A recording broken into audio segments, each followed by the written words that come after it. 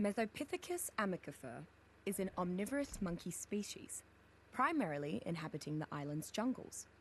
It is smaller than a human, but can scurry about the same speed. It does not appear to be aggressive, unlike its relative, the Gigantopithecus, but is rather very shy towards humans, likely due to their much larger size and lack of hairy exterior. Due to their skittish nature, they can be difficult to tame. They can be hand-fed if you are patient, but stick too close to them for too long, and they'll get spooked and run away.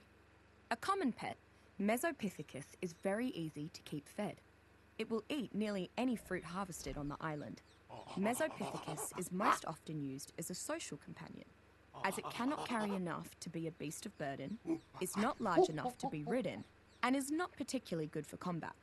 It is, however, quite effective at vocally warning of incoming intruders and pelting them with copious amounts of tossed fecal matter. Nomadic tribes have also managed to teach Mesopithecus to open locked doors when pillaging.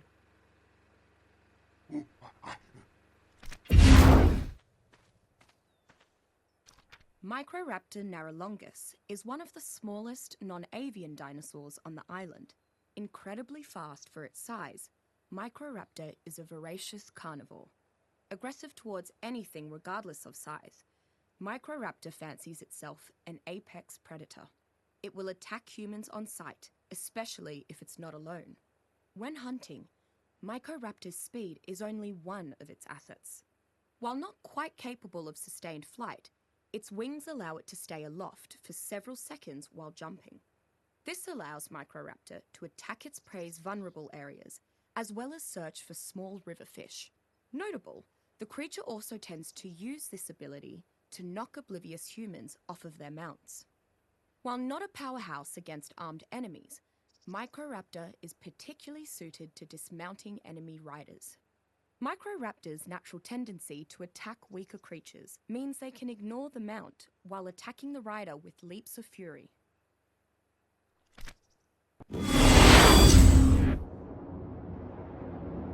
Until recently, I believed the megalodon to be the greatest of the ocean predators. Then I discovered Mosasaurus suspirita in the deeps. Not quite as fast, but much larger and stronger, the Mosasaurus rules the darkest waters off the island. Growing up to 15 meters long, Mosasaurus is larger than almost every other aquatic creature I've encountered thus far. Mosasaurus is a deep-sea marine lizard which spends all of its time far beneath the water's surface.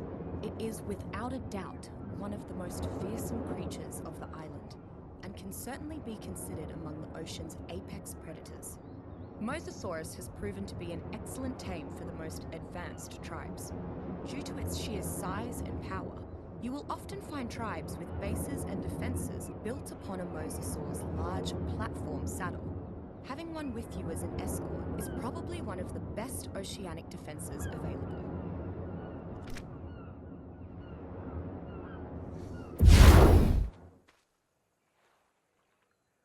Found along the island's many inland waterways, Lutra peloso have become exceptionally adept at hunting and foraging. This species of otter has to be particularly cunning because of its diminutive size and fierce competition for its preferred food source, fish. It is not a creature that excels at combat and would not naturally pose as an intimidating threat to any predators. Finding packs of river otters is simple enough. They are distinguished by their elongated bodies, bushy tails, and webbed feet. Their trusting and inquisitive nature ensures they are often hunted for their lustrous fur, but many prefer to tame them to become trusted companions. There are few creatures which provide the companionship that Lutra peloso does. Rather than traveling beside you, it would prefer to comfortably rest on your back, providing insulation. Once domesticated, it can be told to harvest fish on demand, with a specific goal in mind from the fish that it consumes. The otter has a knack for foraging silica pearls, and can even yield a slight chance at finding black pearls within.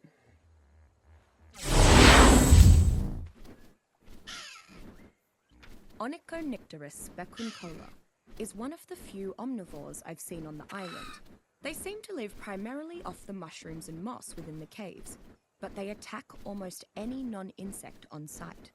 They avoid Titanoboa whenever possible, which leads me to believe the snake to be a natural predator of Onychonycterus. While flying in the dark caves would be difficult for any creature, Onychonycterus' ability to use echolocation has allowed it to adapt perfectly. It can be found idly flying around the caves, as often as it can be found hanging from bits of the cave ceilings. Not large enough to be used as mounts, and not strong enough to carry much, Onychonycterus still functions well as a guard animal, whether protecting a vacant home or members of a tribe. Their relatively vicious nature has its uses.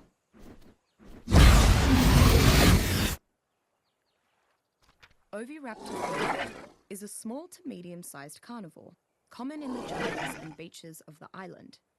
Despite being a carnivore, Oviraptor's main source of food is eggs, which it steals from nests. Unlike any other creature, Oviraptor seems to be able to surreptitiously steal these eggs, usually without attracting the attention of an irate mother. In an incredible feat of natural selection, Oviraptor seems to emit a chemical pheromone that affects many creatures as an aphrodisiac.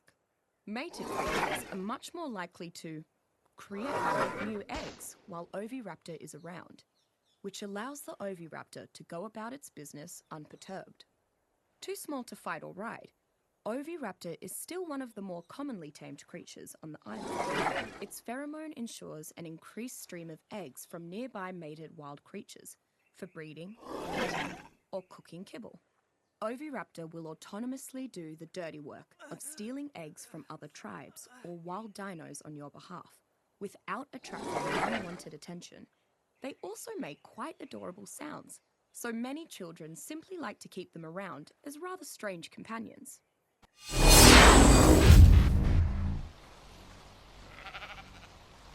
Since arriving on the island, I have encountered dozens of fascinating creatures whose behaviour has never been studied or documented.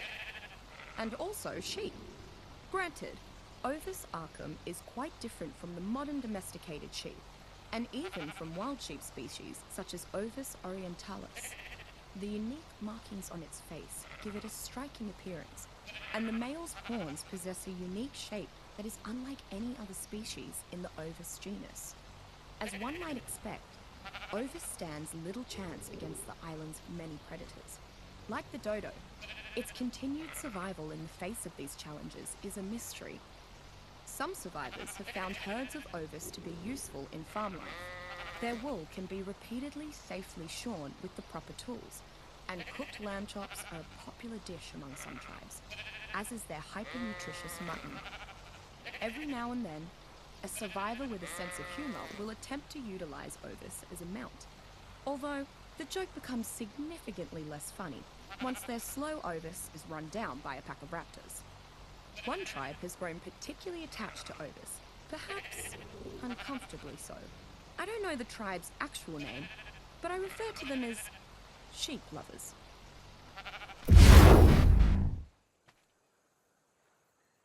Pachycephalosaurus is a bit of a conundrum.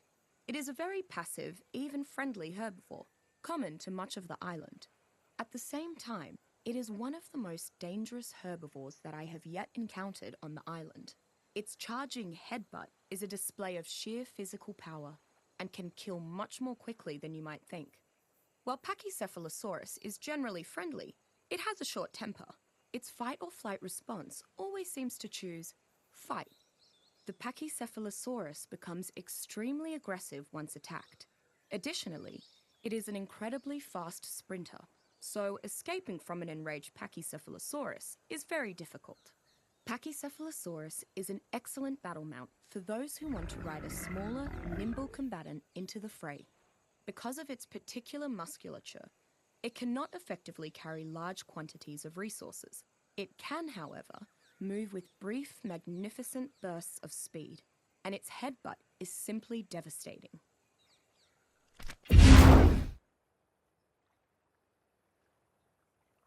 Paraceratherium giganticus is a massive, long-necked herbivore that inhabits some of the island's grasslands. It resembles a gigantic horse/rhinoceros hybrid, but is over twice the size of either. Paraceratherium is a very peaceful and friendly creature. Barring some surprises yet in store for me, I can safely say that Paraceratherium is among the largest mammals on the island. While its size means that Paraceratherium can provide an incredible amount of food, it also makes it dangerous when hunted.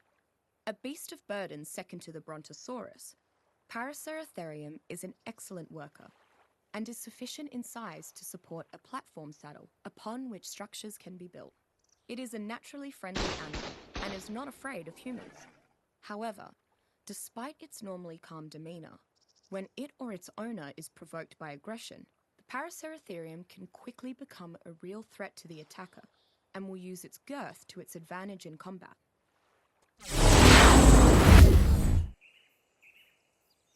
Parasaurolophus amphibio has one of the more interesting adaptations of any creature I've seen on the island. Like all parasaur, it has a signature crest on its head. Very docile at first, I've been able to approach the creature without disturbing it.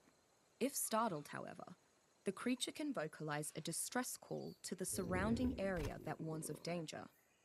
Parasaurolophus appears to be low on the food chain and is hunted by everything, creatures and humans alike, which explains its skittish nature.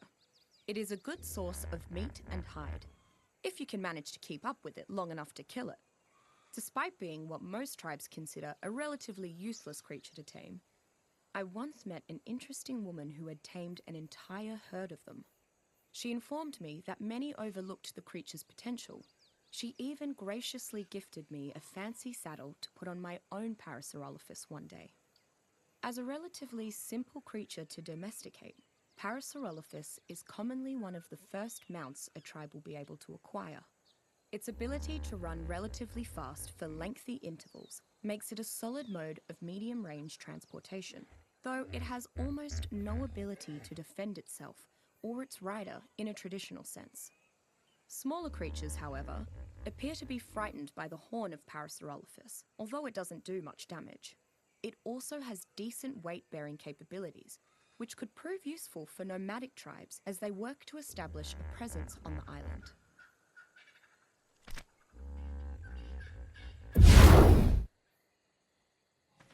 Among the bottom of the island's dinosaur food chain is a small herbivore called Pegomastex fructurator. It is content to spend all day alone, gorging itself on far more food than you might reasonably expect for a creature of its tiny stature. Its beak appears perfectly evolved for collecting food from plants, while avoiding the indigestible fibrous strands. Pegomastex is likely to ignore any nearby creature and continue foraging, unless it's attacked, at which point it turns into a very aggressive, though rather unthreatening opponent, shrieking and whooping far above its actual threat level. You would expect a creature this small and weak to live in flocks, but Pegomastex seems to be fairly solitary in nature. While not pretty and far too small to ride, tribes often keep Pegomastex around as a kind of farming aid.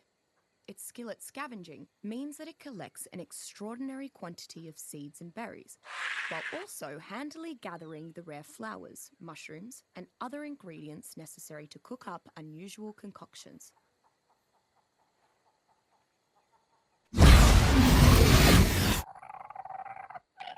The much larger ancestor of water birds like the stork or pelican, Pelagornis myocenis, shares many traits with its modern-day brethren. However, it seems to spend far more time hunting for fish over the open deep sea.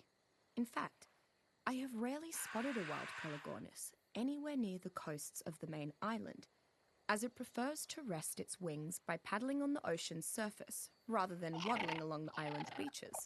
Perhaps this behavior is a result of its survival instincts. The early Miocene was a post-dinosaur epoch after all, and Pelagornis would not be accustomed to such predators. Considering how quickly it flees from humans, one can hardly blame its caution. Because of its ability to fly, walk, and surface swim, a tamed Pelagornis is one of the island's most versatile mounts. But this comes at a cost. The same webbed feet that allow Pelagornis to serenely maneuver along the ocean's surface prevent it from carrying prey off the ground, which may limit its appeal to some survivors. Phiomia ignatus is another of the island's generally docile herd animals. They are small enough that almost any predator can bring them down, but large enough to provide plenty of meat. Were it not for the protection of the herd and their instinct to run from any predator, these would almost certainly be hunted to extinction. Phiomia's tusks and trunk make it especially suited to scavenging plant life from the ground. It uses its tusks to dig up loose plant life, then uses its stubby trunk to scoop the foliage into its mouth. Adult Phiomia often dig up food for their young, and watching a baby Phiomia attempt to use its trunk can be quite amusing. While it is completely possible to ride a Phiomia around, they are a meagre choice. They work very well, however, as pack mules. If you feed the Phiomia a stimberry, it serves as a laxative in the creature's digestive system. Knowing this, tribal communities often keep a herd of these as livestock to produce mass quantities of fertilizer.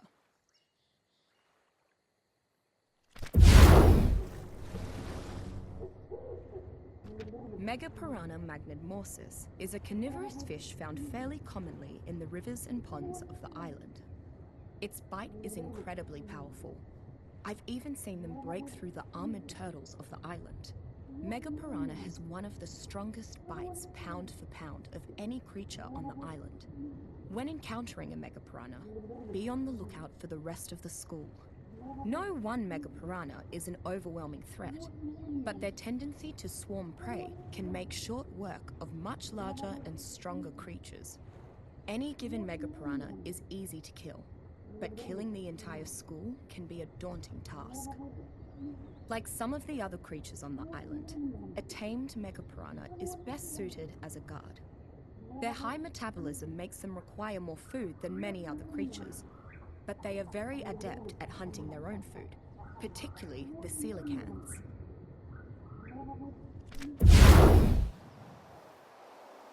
Elasmosaurus remus pisa is typically found in the deep oceans and has a strange role in the oceanic food chain.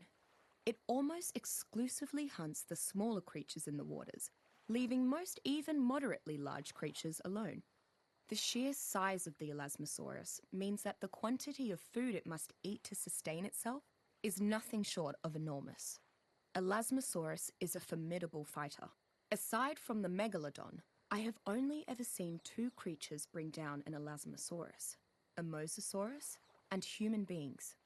Though I will admit, I have yet to thoroughly explore the staggeringly deep underwater caverns surrounding the island. Much like the Brontosaurus on land, Elasmosaurus is an excellent way to transport large quantities of goods over water. These powerful creatures are in fact so large that they can be used as mobile water bases. Ambitious tribes sometimes build bunkers right onto the backs of Elasmosaurus instead of building cargo ships.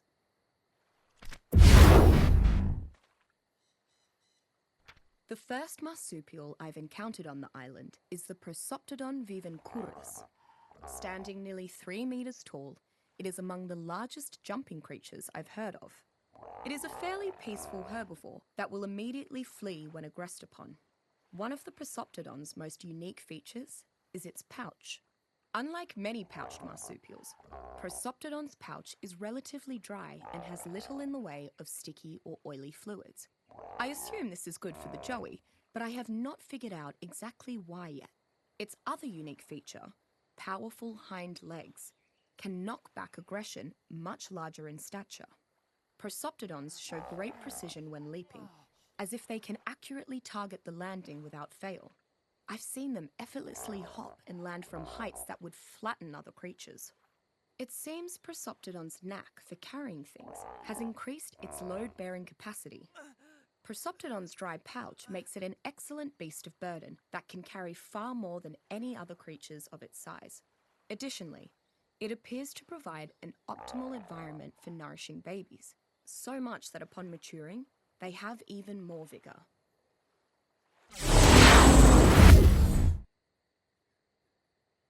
Pteranodon wyvernus is a large pterosaur, capable of flying more quickly than any creature I have witnessed on this island thus far. It seems to have relatively poor stamina in comparison to its quick speed, however, making frequent pit stops on the beaches before taking off again. While other humans I've seen on the islands still insist on calling it a pterodactyl, this is inaccurate. Pteranodon wyvernus' poor fighting and defensive skills mean they are likely to scavenge any number of dead animals, rather than engage in dangerous combat with other creatures. They also flee at the slightest sign of trouble. Because of this, they are one of the most common creatures to be found darting across the island's skies. Pteranodons seem to be among the most popular flying companions from what I have witnessed, possibly because they are relatively easy to tame with a slingshot or bow. Mounting a pteranodon must be among the fastest and safest ways to get around the island, but it doesn't provide any measure of secrecy in comparison to travel on land through the dense foliage.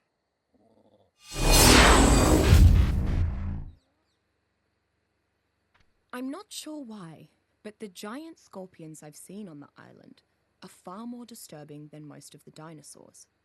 Rather than simply kill its prey, Pulmonoscorpius gigantus injects its victims with a tranquilizing poison, then eats its unconscious prey alive. This subspecies has a large pair of pincers that seem connected to the same toxin sacs as the tail. I've never seen another scorpion that has this adaptation, but I've never seen another scorpion that's larger than I am either. Trying to tame a monster like Pulmonoscorpius gigantus sounds like a crazy idea, but I suppose the ability to knock out a foe could come in handy. It could certainly make incapacitating some of the island's other creatures much easier.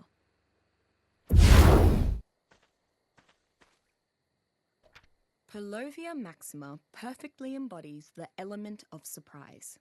Though nyctodopids such as Palovia were once thought to be herbivores, I discovered that this creature is in fact a patient hunter of the most intelligent sort.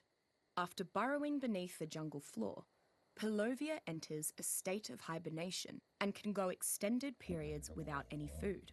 When some unfortunate creature eventually wanders by, Palovia bursts forth from the ground, tearing into its prey with its large canines before the victim can react. Though Palovia is ill-suited to the life of a mount, its usefulness in staging an ambush or as a village guardian cannot be understated. With a tamed pack of Palovia, one could assemble a literal organic minefield of deadly claws and teeth. However, any ambushes using Palovia must be planned well in advance, as it will refuse to hibernate if it senses any threat nearby.